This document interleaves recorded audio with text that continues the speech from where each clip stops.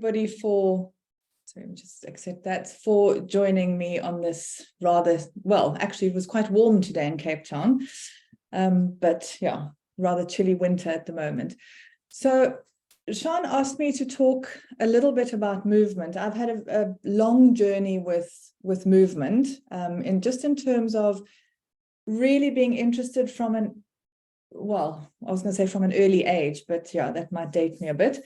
But from a while ago, when my son was still very little, he had quite a few learning issues initially.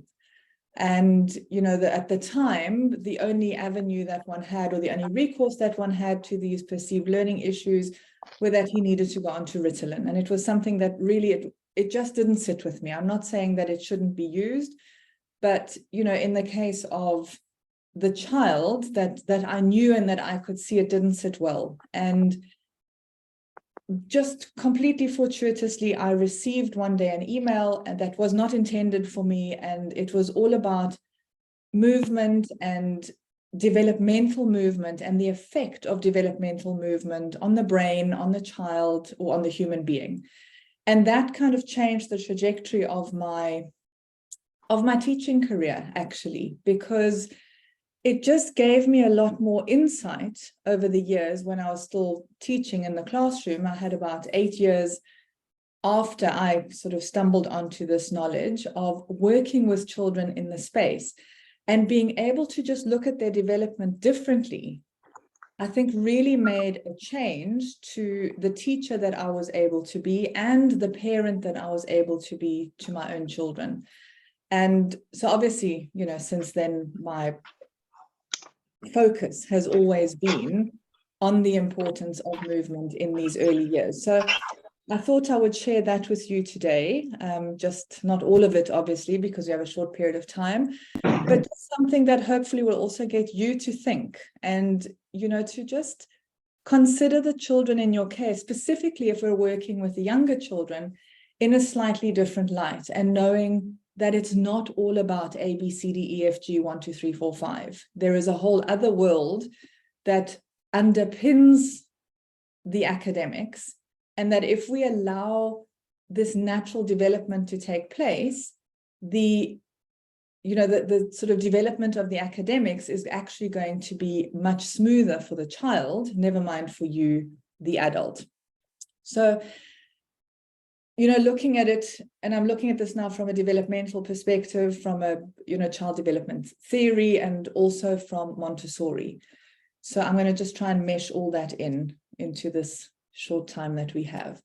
So if we start back with Montessori and we look at the human child at birth, comparing it to another being at birth, Montessori sort of rather, I want to say famously, but it's not really famous, and it's a little bit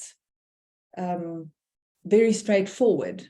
She speaks about the human child coming into the world as useless and unintelligent and unsympathetic, which at the outset sounds like ouch. But if we think about it, we do come into the world physically useless, mostly unintelligent. We have some intelligence and we have the potential for intelligence, but we're certainly not yet intelligent. We don't have language, we can't communicate, we haven't had experiences yet, and unsympathetic. We know that for the first 3 years, give or take, the child is very much focused on him or herself. So they're not really a social human being.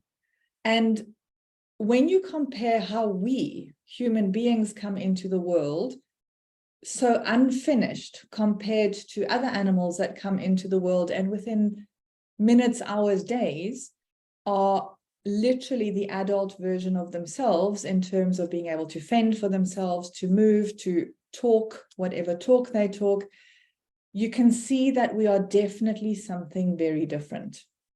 And Montessori spoke about this difference as heredity versus adaptation. Okay, so the other animals are coming with heredity. A puppy is always going to be a dog, and it's always going to behave in the same way. A kitten is always going to be a cat, etc., etc. But with the human being, it's a little bit different. We come into the world unfinished. but we hold within us all the potential that is required, that is going to allow us to adapt to our time, our place, and our culture. So we have the ability and the potential for movement, but we need to construct that. We have the potential for intelligence, and again, we need to construct that. And we have the potential to be sympathetic and to be a social human being. And again, that is something that we need to construct. And that ability to construct is what allows us as a human species to continue to evolve in the world that we change, because that is actually what we do. Montessori spoke about, this aspect of supranature. And at this point in time, we are the only animal, as it were, on the planet that uses nature to create what Montessori again termed, the other word for supranature that she used was civilization. And because this is an ongoing process, and I mean, at the moment, if you're following anything about artificial intelligence, you will know that literally on a daily basis, there is something new. And if we did not have this potential to adapt to this ever-changing time, place, and culture that we are driving, then obviously we wouldn't have civilization as we know it. So when looking at human development as a whole, we've got to remember that although we come into this world unfinished, we don't come without a plan. There is still a plan in place. We didn't just get sort of dropped here by whoever created human beings and said, well, here you go, unfinished, useless, unintelligent, and unsympathetic. Here you sit and figure yourselves out. There is an underlying plan. And that underlying plan, we always say to our students, it's almost like we come into the world unfinished. We have all the wires, the neurons, and they're all kind of there, but they haven't yet been connected. And we've been sent into the world with these invisible suitcases of tools. For example, we come with human tendencies. These are the things that drive us, to continuously look at expanding the horizons.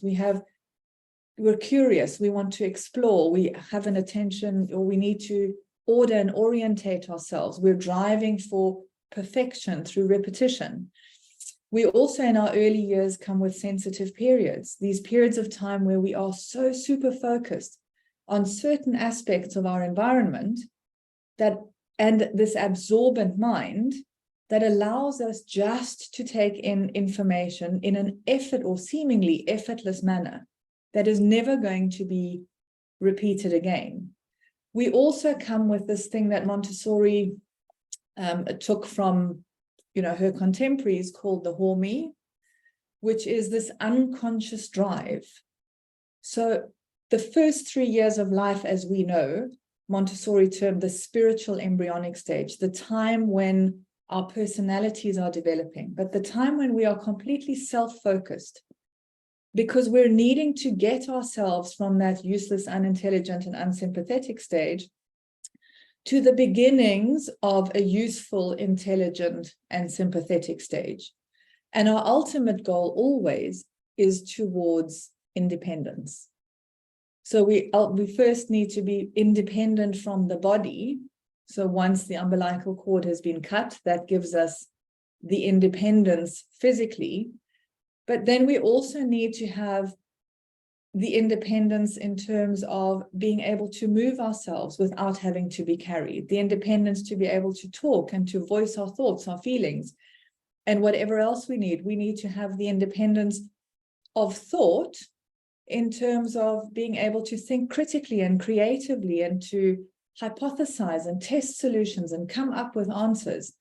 And you've obviously added to that, we're going to have independence of opinion and independence of finances, hopefully at some point, and so on. So that is what human development ultimately strives for.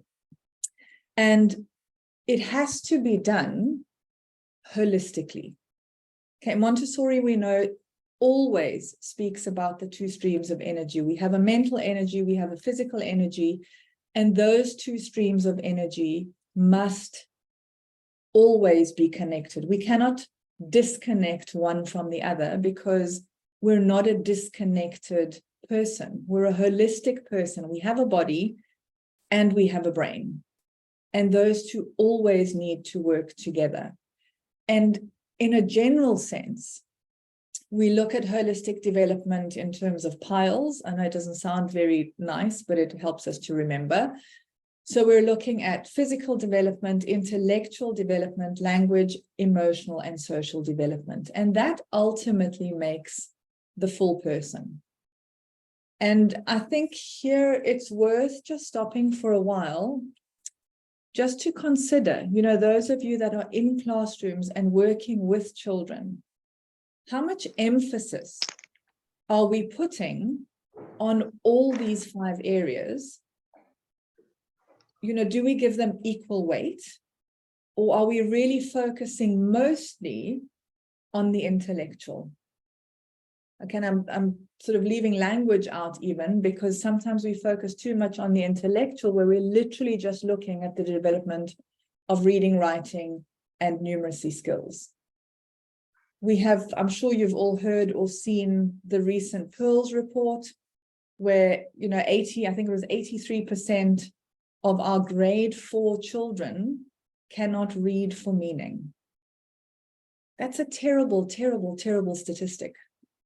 And, you know, and that's why I didn't include language in this, because very often we are so focused, for some reason in Montessori preschools, we are so focused that we need to teach children to read, that we even forget to teach children about language first. Because if they don't have language and they don't have vocabulary and they don't have, you know, opportunities to have discussions and to talk about things and to discuss and to problem solve and to think creatively, reading with meaning becomes something that is almost impossible for them to do.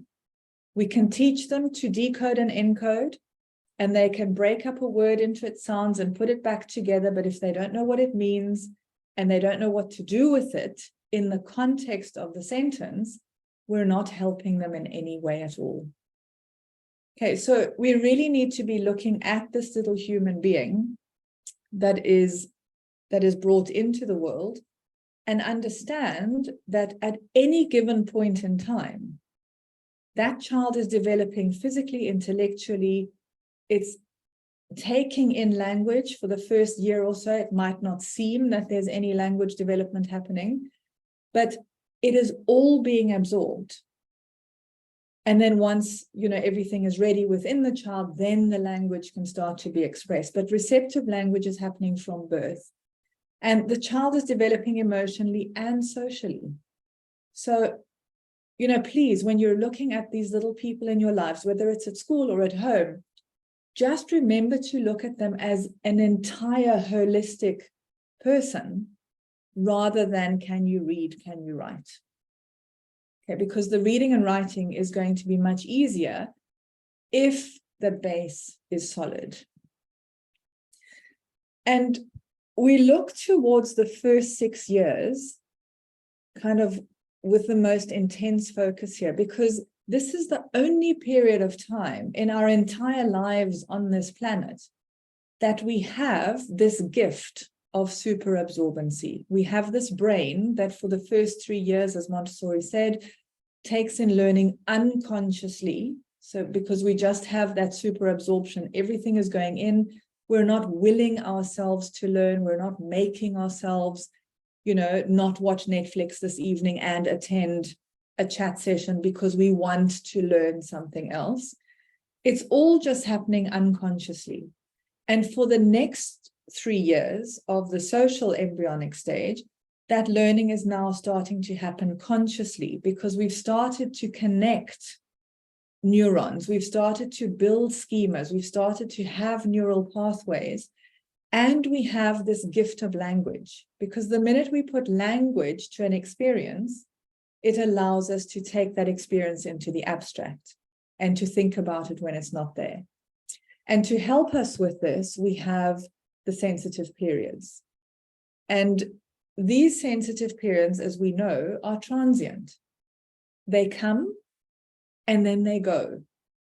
Okay, and all we need to be sure of when we know that they exist is that we make use of them, because nature has provided them. But unless we allow the child to make use of them, just as nature has provided, nature is taking. Okay, they're transient. They come, whether they get used or they don't get used, at some point in time they leave. And, you know, as a mother, well, I was a very young mother, but as a young mother at the time, I had no idea, you know, about any of this. And I often sort of look back and I think, you know what, had I known, I really would have just approached both of my children with completely different eyes. So yeah, here's to grandchildren when they come. That's going to be my round 2, take 2, do better. We've always got to try that somewhere. But if you do have little people, just be very cognizant of that. And when you're seeing things, when you see that the child has this real interest in order, this real interest in movement, this real interest in language, just make those experiences available for them, knowing that this is the only time that it is going to be so effortless and so super absorbing. So now I do want to talk, although I've now spoken about this whole holistic aspect, I do want to talk specifically a little bit about physical development, because I think this is where we very easily repress the children, to use Montessori terminology. Okay, we repress children and then we end up with deviations. And what we're repressing is the child's natural development. Okay, if you look at these human babies across the world, useless, unintelligent, unsympathetic, all of them, whether the child was born 200 years ago or the child was born this very second, they're exactly the same. Nothing has changed. The world around them has changed, but they are still useless, unintelligent, and unsympathetic when they are born.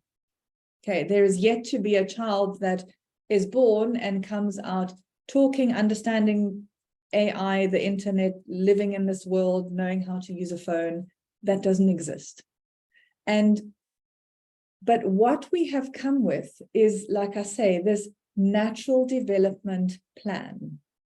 And physical development is one of the things that we really can see, because if you look at babies across the world, whether they're rich or poor, black or white or brown or pink, if they are in the northern hemisphere, southern hemisphere, hot or cold, every child goes through the same universal sequence of physical development.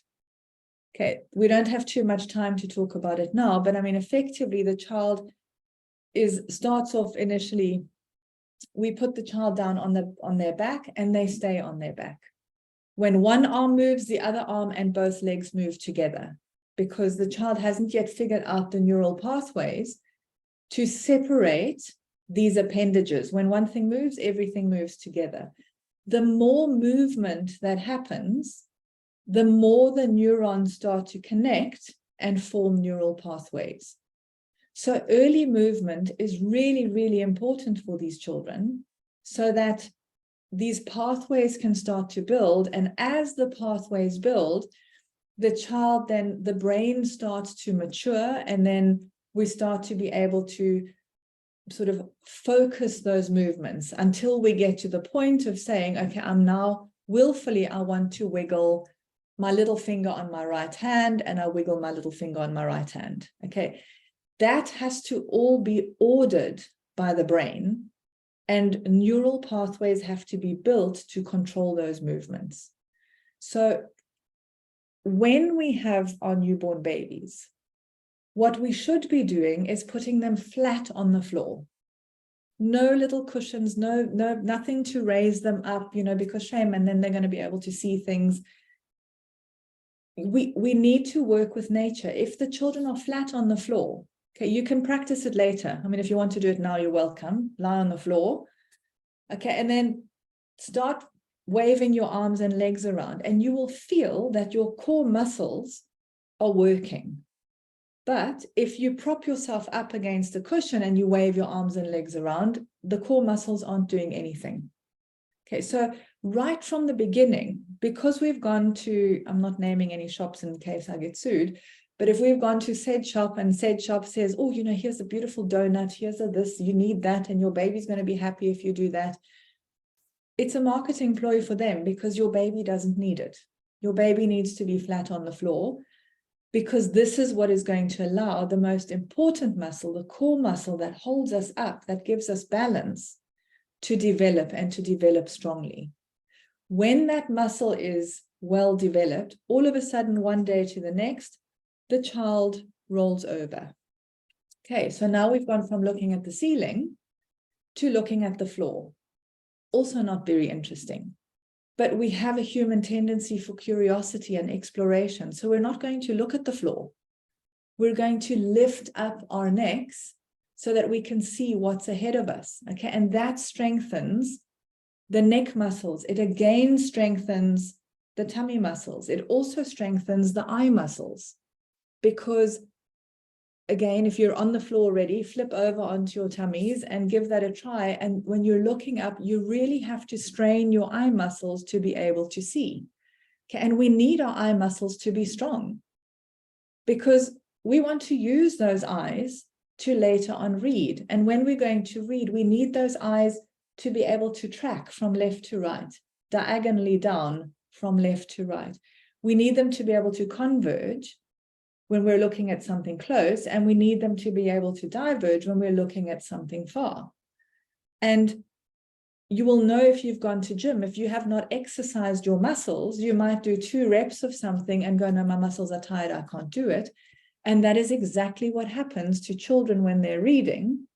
If their eye muscles aren't strong, where the eye then just goes, no, I'm not doing this anymore, or it skips over the midline and misses little words, or they just really struggle with reading because of that control.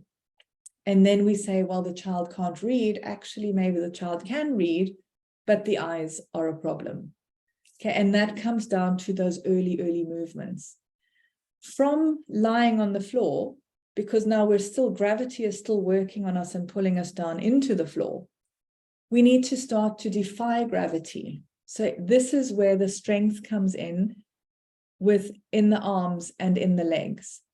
Okay, and this is, if you're going to push yourself up off the ground, you know, again, as an adult, you know, we do push-ups. You know, how many of us are good at doing push-ups, and how many of us no longer have arms that are strong enough to do so?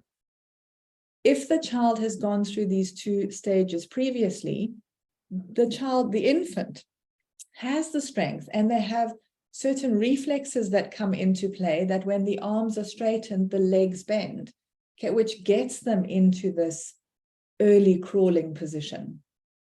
And that crawling position also, you know, has value for later reading, as crazy as it sounds. Because when we start to crawl unilaterally, meaning that the sort of the hand and the foot that are on the same side move together. So this gives us that sense of, when I'm lifting this hand and this leg on the same side, and my weight is now on the other side, that tells my brain that I have a midline that literally cuts me in half. And so I have one side and I have another side, and I have one side and I have another side. Once my body and brain have registered that, I realize that I have 2 of these. Okay, I have one on this side and I have one on that side. So, and I have 2 eyes, one on each side. I have 2 ears, one on each side. I have 2 legs, one on each side. And we can't have too many leaders. We need some cooks and we need some cleaners, whatever that thing is. Okay, so the body can't have 2 dominant eyes, 2 dominant hands, 2 dominant legs. Okay, we then choose, once we understand that we are cut in half and we have a midline, we choose a dominant eye, a dominant ear, a dominant hand, a dominant leg. so that the one leads and the other follows. And with this, with that crawling, with the understanding that we have a midline and that we are cut in half across that midline, and later, when we've gone from the unilateral crawl, we go into a cross-lateral crawl, which is almost, so you've got this, your right hand moving forward, but your left leg, and vice versa. So you're now crossing over. When that happens, we also realize that we're not only cut in half on a vertical midline, but we're also cut in half on a horizontal midline. Okay, so we've now basically understood that we have a top and a bottom and a left and a right. And that is very important to know and to understand intrinsically, because one day we're going to teach the children that this letter is a B. And then when we take that B and we flip it over to the vertical midline, that B becomes a D. And when we take the D and we flip it on the horizontal midline, it becomes a P. And when we flip it over again, it becomes a Q. And when we flip it up again, it becomes a B. I think I got that mixed around, but you can write it down and see. So we don't think about when we look at a child and we say to a child, here's a B and here's a D, and this one's on the left and that one's on the right, and the child's going, I don't know what you're talking about. Okay. We wouldn't think that this comes down to crawling as a baby. Okay, but it does, because we have to first have a concrete experience of something before we can put it into the abstract. From this crawling, we then go into sitting. Okay, and if you think about the pull of gravity, again, you can see that now we've developed enough upper body strength, which means that the core muscles have to be really strongly developed. The neck muscles have to be developed enough as well, that we now no longer need to use our arms. Okay, and then and that also leaves our arms free so that we can start to explore things that are within our reach. Okay, because again, we have that exploration tendency and the curiosity tendency that takes us from this, I'm now lying on my tummy, I can see things over there where I want to get there. So hence, that is what instigates us into crawling. And from crawling, that's also very well, I can get there, but there's also stuff up there. How am I going to get to that? So that leads into the sitting, and then from the sitting to the standing, the walking, the toddling, the running, the skipping, and so on. Okay, so it's so important that we don't mess with this sequence. Okay, and unfortunately, myself included, most of us do. Because we are sold things, in baby shops and whatever, and we think that we are doing our children a favor, and we think that we are helping our children, when in actual fact, what we're doing is creating obstacles to their development, because we're not allowing them to develop physically as nature intended. Okay, I mean, you can imagine how many small children, literally, who are at this stage of creeping or crawling, who are not yet able to sit by themselves, are pushed into those bumbo chairs, those plastic, looks like a potty, but it's like a rubbery thing, and you can squash the child in there, and it kind of holds them upright. But even though their muscles aren't ready to do so yet, but because they're being held upright, they also don't have to engage their muscles. So that's not happening either. Okay, so those of you that potentially have small children, just do yourselves a favor, do not buy anything, just put them on the floor and let them just develop as nature intended. You'll be far richer in more ways than one, because you won't have spent all the money early on buying stuff that you don't actually need. And secondly, you'll be saving yourself a lot of money for OT and physio and all of those things. Then I just want to do a quick sort of jump into theory, because if we look at cognitive development, that really is, well, in fact, not just cognitive development, but I want to talk for a moment about cognitive development. If you're looking at people like Montessori and Piaget, well, more Piaget, and then Montessori kind of agreed with him, but is that we construct our own intelligence. Okay, so I can't take what is in my brain and, you know, pop it onto a stick or send it to you via Bluetooth and your brain receives it. We all have to construct our intelligence, our cognition by ourselves. And that is another thing that we need to really be mindful of, is that we have to just create opportunities for children to construct. And in doing that, that also takes me back into, you know, ultimately, if you look at Piaget's theories, Piaget is talking about, you know, about how cognition develops, is that we start with sensory motor play. So that's our senses and movement being involved together. That is the first start of building our intelligence. And ultimately, Piaget goes through that sensory motor play to pre-operational, concrete operational, and formal operational. Okay, and when he talks about formal operational, that is really where we are all supposed to be now. We're supposed to be in a stage cognitively where we no longer need material things to hold or to manipulate, because we've had enough experiences that we can think about. If I say to you, you know, imagine I'm going to climb Mount Everest tomorrow. You know, Mount Everest is the biggest mountain and it's like freezing cold. It's like, you know, today it was -2 degrees in Pretoria, but on top of Mount Everest is going to be minus however many degrees. We can imagine. We haven't been there.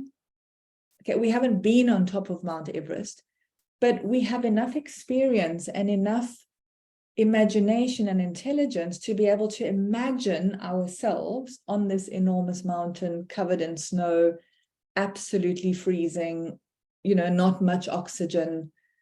We can do that, but that is only because of all the experiences that we have had. Children, the start for children of their cognition is related very much to movement. Okay, and that's, we can't just look at children at play and go, oh, they're just playing, they're not learning anything. That is the start of learning. Okay, Piaget called this schematic play, where children have to, through playing, through moving, and moving is the thing here, they're moving their bodies.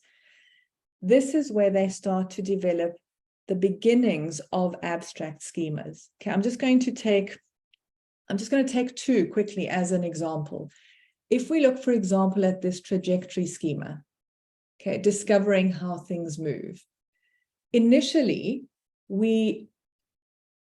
it always starts, all the schema work starts with our bodies, and then our bodies with something else, with an object that is outside of us, until it is just objects outside of us, and then it is no longer objects, but just thoughts. Okay, so if we start with a trajectory schema, trajectory is like throwing.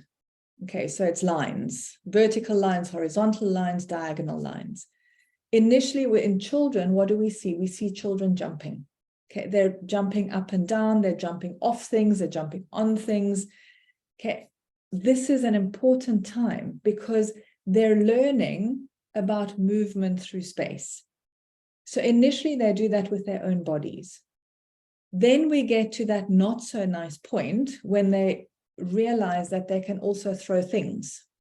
Okay, and then everything goes flying. The dinner goes flying, the ball goes flying, the toys go flying, everything goes flying. And we see this as naughtiness.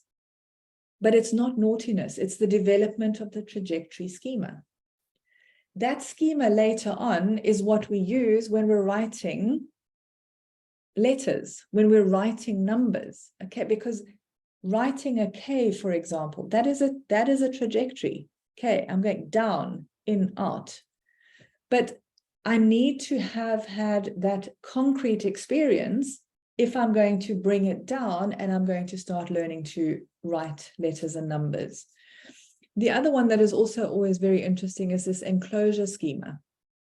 And this we see in the children when they want to enclose themselves. They want to get into boxes. They want to build forts. They want to, like, they need to enclose themselves into spaces. That's the first part. When they start to abstract that a little bit, then you see that they're enclosing. So they'll be working with, it might be with a pink towel, with a broad stare, and all of a sudden you've got the small cube of the pink tower enclosed with all the other cubes of the pink tower. Okay, that's not how we use the pink tower, I know. But when we know and when we can see that this is an enclosing schema that is occurring, we can look the other way and go, okay, there's learning happening there, and I'm not going to interfere. And once they can do that, they will then also start to put it on paper. In their drawings, you will start to see that they've drawn a picture, and then around the picture, they will draw a frame. Okay, that has taken that enclosing schema onto a 2D. And then later on, this is the schema that we need if we're going to understand, for example, that in biology, we have plants and we have animals. So we're enclosing animals and we're enclosing plants. But within plants, we have trees and leaves and flowers. Let's just use that as an example. And then further, and those are all enclosed. And then within flowers, we have tulips and roses and whatevers. Okay, and so we can keep enclosing those now purely in a mental way. Okay, so it really is important, when we're working with small people, specifically toddler age, that in that toddler age group, that we know and understand schematic play and schemas, and that we can recognize when this is happening. Okay, because all of this, whether it's the enveloping schema or the orientation schema or the rotational schema, okay, where they are spinning or they're spinning things, these are all, and the transporting schema, when everything has to be put into a bag and carried somewhere, or put into a car and carried somewhere, or, your prisms of the broad stair have to be like pushed across the mat.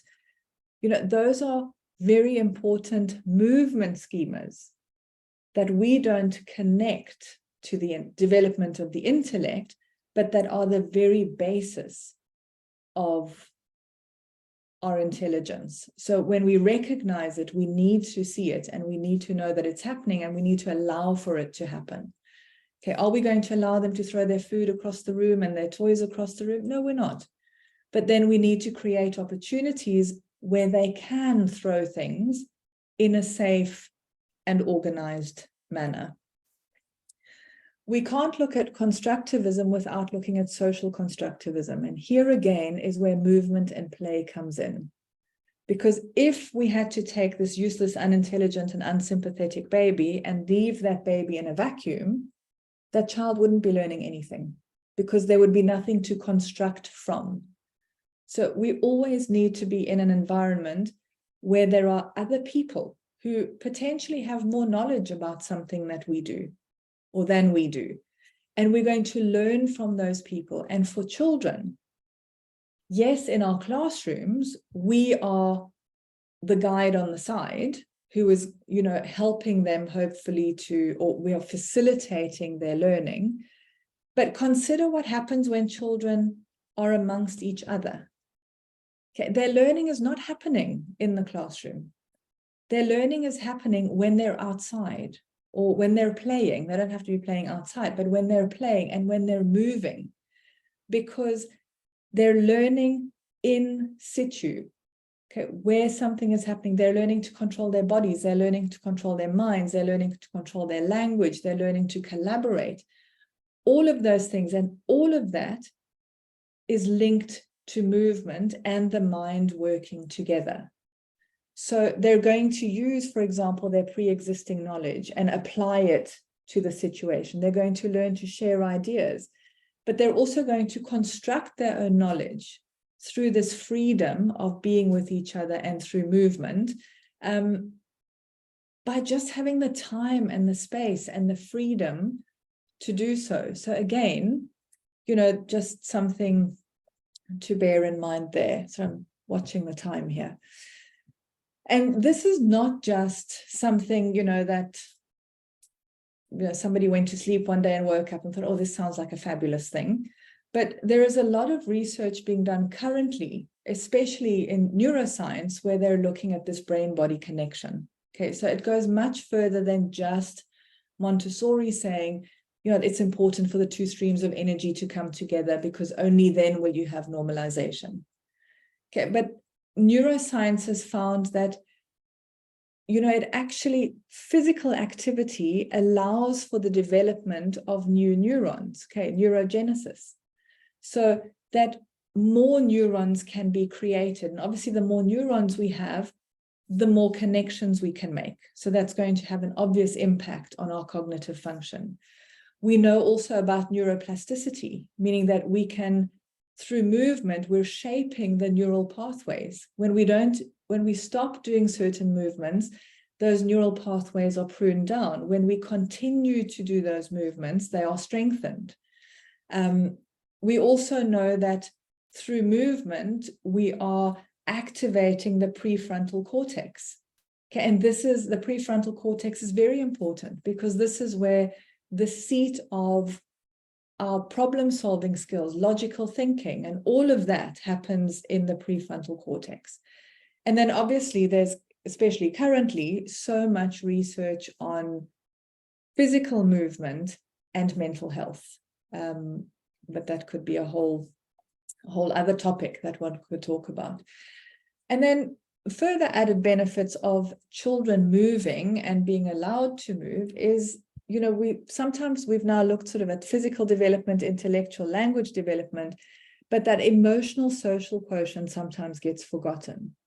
And if you think about physical activity and allowing children to move and to be moving, okay, and to allow them to be outdoors and not sort of say to the children, this is the classroom, and in this classroom you need to sit quietly and you mustn't move and you mustn't talk and you must sit at your table. We're stunting the children. Okay, and when they want to go outside and we're going, no, you can't go outside. You can only go outside when you've done this desk work and that desk work. It doesn't work for this age group. Okay, when they're going outside and they look like they're doing nothing and they're just playing, okay, they are physically building their bodies, but they're also developing social skills. They're learning about sharing, cooperation, conflict resolutions. They learn to understand social norms, roles. They have to learn to collaborate, to communicate, to understand different perspectives. This is what is going to make sure that our children today have jobs in this AI exploded world. Because this AI cannot do. But if we allow our children to do this, AI can do a whole pile of other things that we don't need to learn anymore, but we have to give our children these skills. And obviously, we also need to look at emotional well-being and emotional regulation, okay? And that, you will know, once you've been physical, you've got the release of oxytocin and all these good chemicals that go through your system. We feel better. But it also helps us to regulate our emotions. Children at play have the opportunity and the freedom to really explore all these different emotions that they have and to understand when it's appropriate to use an emotion and when it's not, or how that emotion can be channeled. And sure, yeah, I think to end off, one of the things that for me really always makes me think is, in Montessori, this very famous quote of Montessori's from the Absorbent Mind, where she speaks about the hands being the instruments of man's intelligence. They absolutely are, because our hands, are kind of, it's the conduit through which we experience the environment. But the hands by themselves cannot be the instruments of our intelligence if the environment that we are in, it does not allow us to make use of our hands and to make use of all these gifts that nature has bestowed on us when we came into the world useless, unintelligent, and unsympathetic, to be able to come this fully functioning and fully independent adult who can, whose limits of actually cognition are boundless because we have this immense potential. And that's all.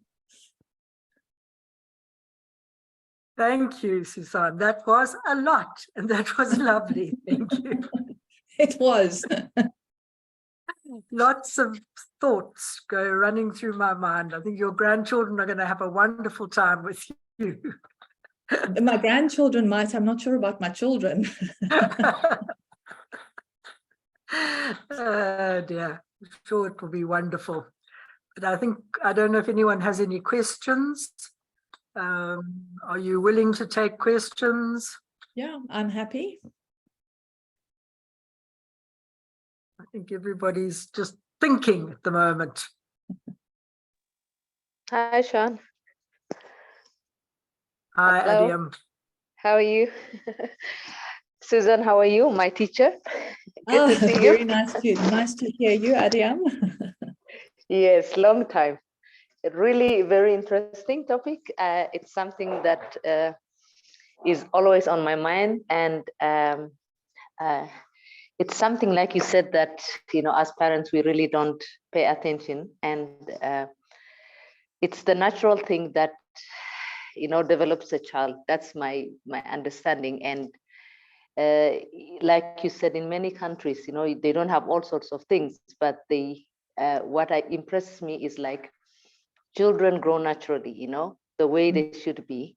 So despite they are poor, despite there's nothing, you see them growing mentally quite developed. And I remember even studying back home, when there are students coming from village and rural areas, when they compete with us, we were in the city, but I see the skills they have, the intelligence they have, and I always used to wonder, like what makes them different. And when I think about it now, it's basically because they grew up in the natural environment, with all the things that is needed without outside interventions.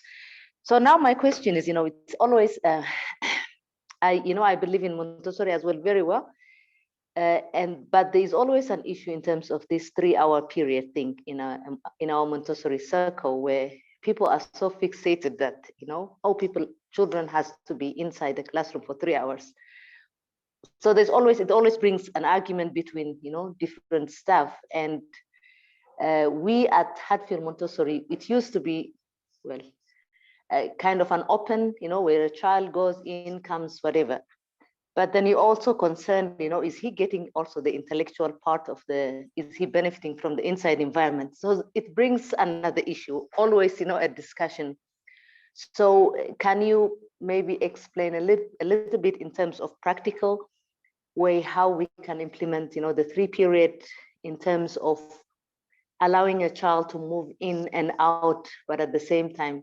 So just a little bit of practical way of explaining I think, Thank you. First of all, just to look at it, this 3-hour work cycle, absolutely, that is part of, that is part of what we do, or an extended work cycle. And the extended work cycle is there so that the children have freedom, that they have freedom of the freedoms to and the freedoms from. Okay, so that they can take their time, they can look, they can spend as much time as they need, they can practice, something for as long as they want to. But that freedom, if possible, should also include, it doesn't, that there is outdoor and indoor learning.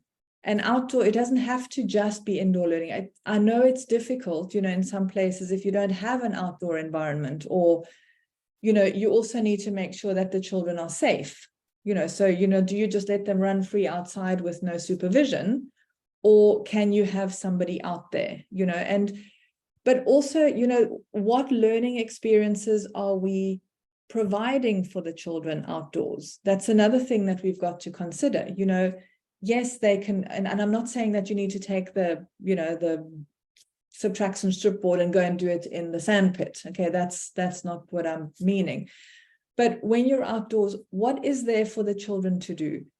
Do you have planting? Do you have watering? Do you have sweeping? Do you have, you know, something constructive that they can get involved in? Is there nature? Can you talk to them? You know, do your KUW, your cultural subjects. You know, are we doing those outside where the children are moving and learning together?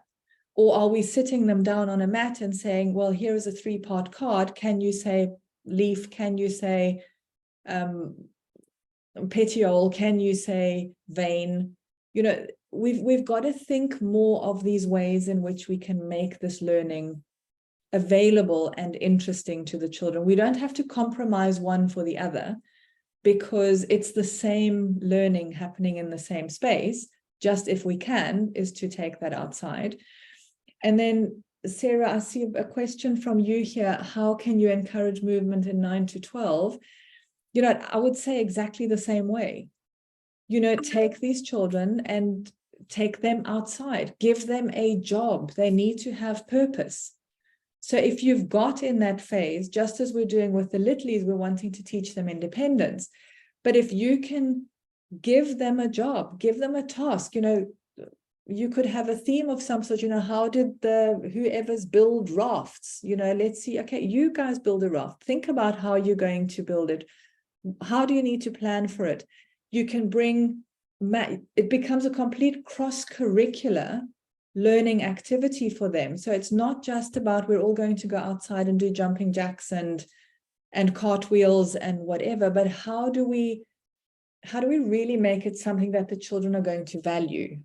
You know, I'm busy doing a course at the moment, and they keep talking about the WIIFM.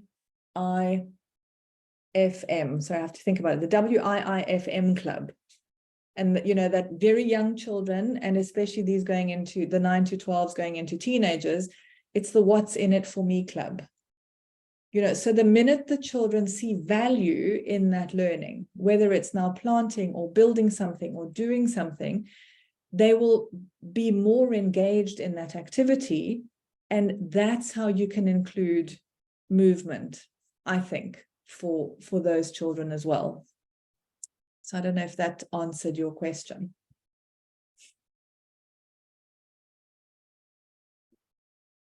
Susanne, I see there's a question in the chat. How can we encourage movement in the 9 to 12 phase? Yes, I just answered that one now with Adiam's together. Okay, I think Adiam was dealing more with ours. 9 to 12s, would you also just give them then purposeful activities outside? Yeah. Absolutely. And, you know, their activities can be a lot more intelligent, if you want to call it in that way, you know, where you can actually give them a task. We're going to build, we need something, you know, we're going to plant runner beans. So we need a trellis to, you know, for those runner beans. So now these children at 9 to 12, they can already read. So go and research, you know, what kind of trellis do runner beans need? What materials do we need? How much do they cost? What is our budget? You know, so you can make this an activity that is really something that is going to speak to the child, and by the same time, they have to build it. So we're encouraging movement, collaboration, problem-solving skills, and all of that in that way.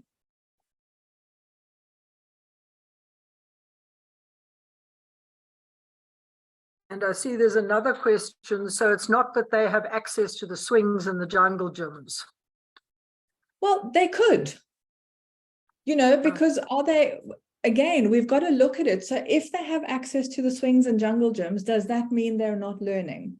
They're still learning, because when you're on the swing, you've got that whole vestibular movement. You've got proprioceptive movement. So, you know, that is developing part of your body. It's that whole spatial concept of where you are in space. Are you going to jump off the swing? Well, there's a trajectory schema.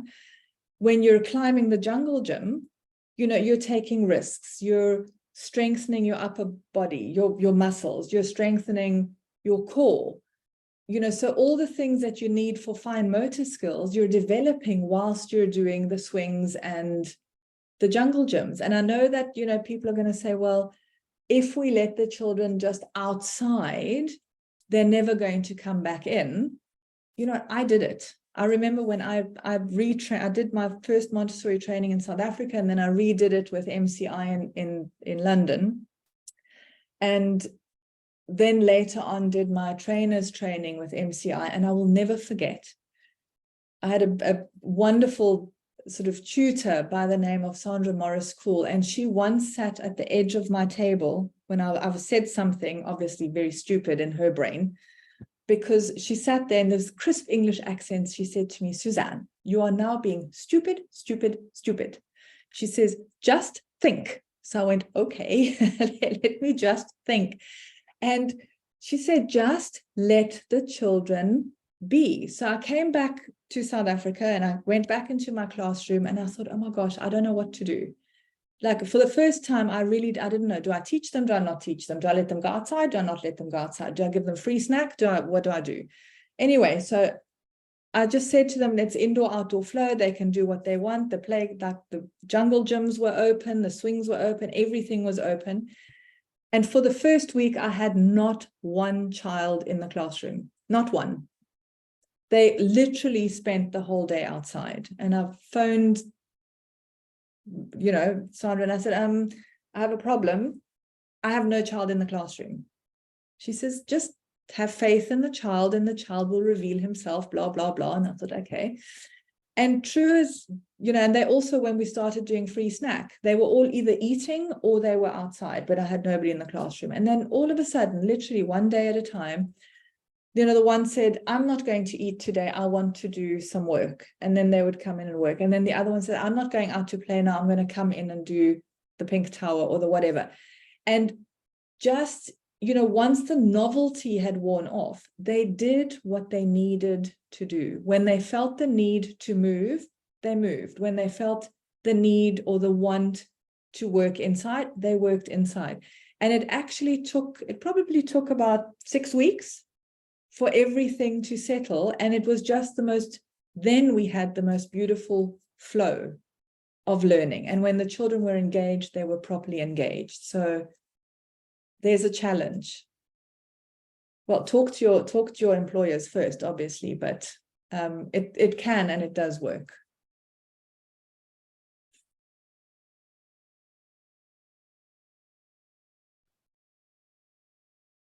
Any more questions? Otherwise, I see it is 8 o'clock.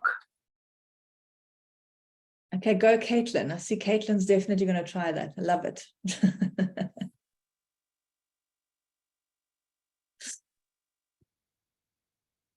I find the children are far more peaceful when they have a full indoor-outdoor flow as well.